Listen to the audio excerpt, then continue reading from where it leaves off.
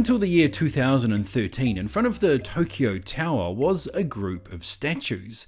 The statues depict a group of dogs who were made famous by an event that happened to them in 1958. In that year, they were part of a Japanese Antarctic expedition. And what happened is that the weather turned really bad on the researchers and they had to make an emergency exit from their outpost. Thinking that they were going to be coming back in a few days, they left the dogs behind, tied them up and left them a little bit of food to get through those few days. Things didn't turn out exactly as they had expected though, and it wasn't until 3 attempts and a year later that the expedition was able to return and find out the fate of those dogs. That real-life story inspired a 1983 Japanese movie called Nankyoku Monogatari, that in turn inspired the movie 8 Below, which is the movie that we're going to be talking about today. Now, I know that took a while for me to get to the point, but as you probably have guessed from watching this channel, I love it when a movie is based on a good, real, true story. So, what exactly is 8 Below about? Well, here is the official description.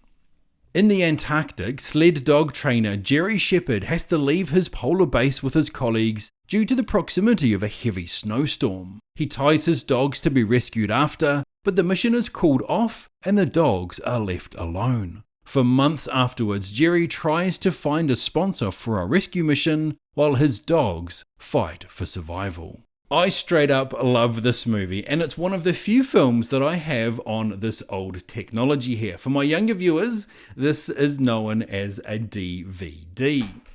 Now, this movie, of course, stars a couple of famous faces. The ones you'll probably recognize most readily are Paul Walker and Jason Biggs, but it also stars Bruce Greenwood, who you might recognize as that guy from a number of different films. The movie also equally stars 16 Huskies and Malamutes, who play the roles of the 8 sled dogs. This is a very enjoyable film that moves along at a really good pace, and there's really clear chapter points as you go through the story. You really feel the care that Walker's character has for the dogs, and there's genuine moments throughout where you're not exactly sure how things are going to turn out. One of the highlights of this movie, though, is that there's many scenes that involve just the dogs, and it's a testament to the filmmakers how believable these scenes are. I can only imagine the amount of training that went into pulling this all off.